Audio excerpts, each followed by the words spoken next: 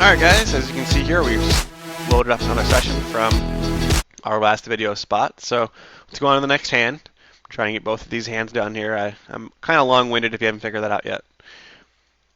I've got pocket kings and got a relatively unknown reg in early position. 14-14, kind of aggressive. At that point, I really didn't know what he too much on him. Maybe if I only had like 30 hands. And if I get an unknown player, I feel like with the kings we should be re-raising as a standard against any position. If I have a read that he's the guy to his right, the 12-9 knit, I'm not going to be re-raising this guy. All right, but I will be 3-betting this unknown guy because if I'm unknown to him, he's gonna be unknown to me as well. So we're gonna use that to my advantage. He 4-bets me though, and he 4-bets me to a really small size. And this is what's really like throws me up in the air because at this point I can decide to get it all in the middle, right, or calling. Folding isn't an option, guys. Like, this isn't a re-raise. We don't play re-raise fold with these kind of hands.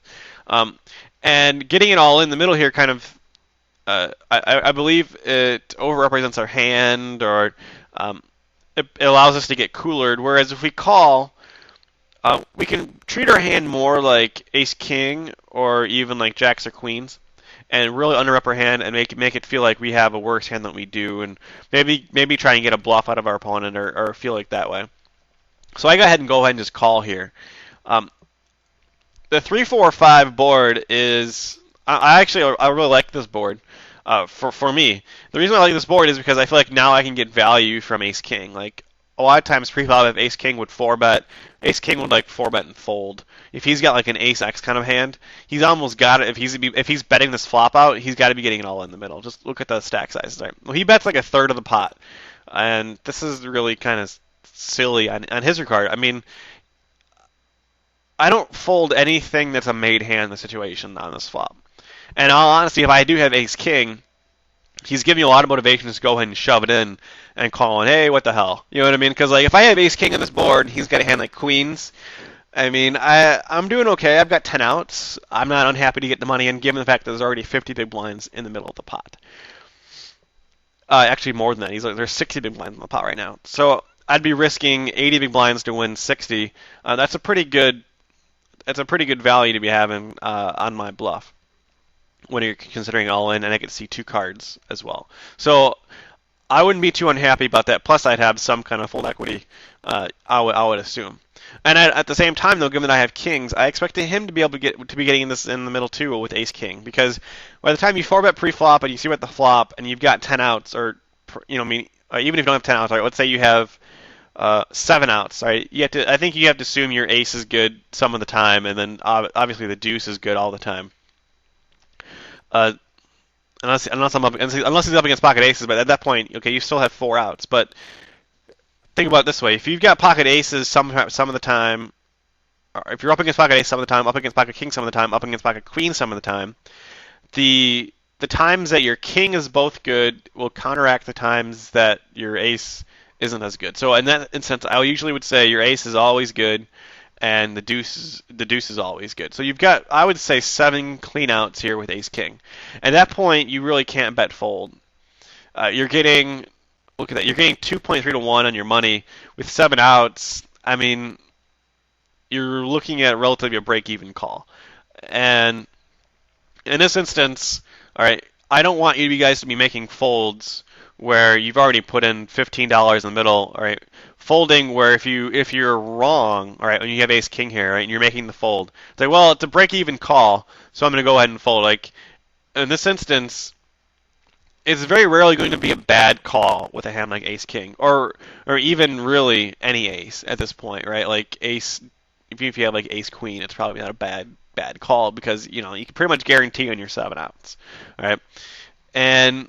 Or on the other hand, it could be a really bad fold, because if I have ace-king over here, right, and you make the fold, you're like, well, you really can't have anything but the nuts here. Well, if I ever have ace-king, your equity wasn't 28%, it was 50%. All right, you're going to be splitting this pot, especially if you have the ace of hearts, and you actually have an equity advantage, although slightly. So you're making a really bad fold.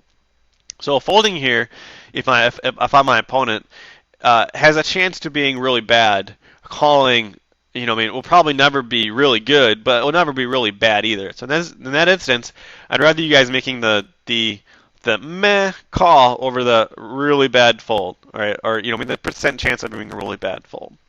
So and the whole thing is either this guy folded um, incorrectly, whether it be ace king, or he made a really bad 4-bet preflop, whatever hand that he has, whether he was bluffing. And if he was bluffing preflop, then there's no way you should be betting this flop.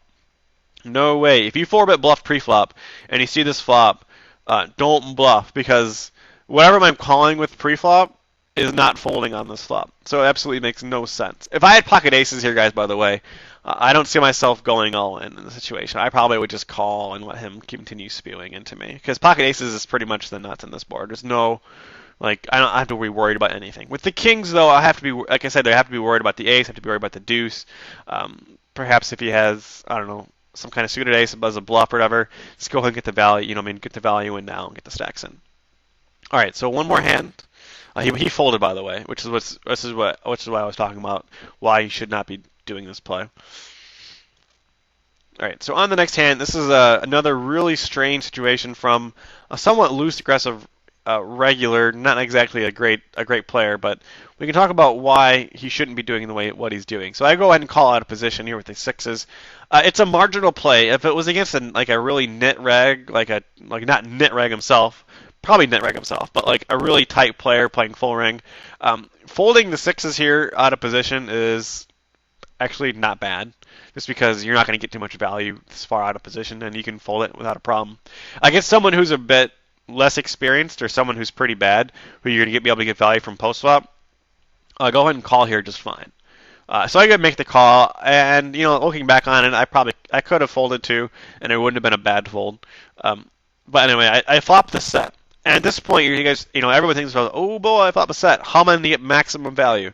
It's like, well, I could lead out, but that prevents me getting a c-bet. I could check raise, I could check call and then check raise later. I would probably check raise right now, given there's a flush draw out there. It would be pretty bluffy, thinking like I could be check raising like a weaker hand for value. So I'm going to go for the check raise right now. Unfortunately, he checks behind, all right, and I'm kind of like, what in the world's going on here? So I have to bet out, and then he raises me. And given his line of check behind, then raises over 3x, because I bet pretty large on this turn, and then raises over 3x, it could be pocket nines, or it just could be like a draw of a jack 10 or something like that. I feel like I made a mistake here in just calling and not going for the 3-bet over the top, like to 22, and just get stacks in. If it's set over set. I'm not, I shouldn't be worried about that. I call though.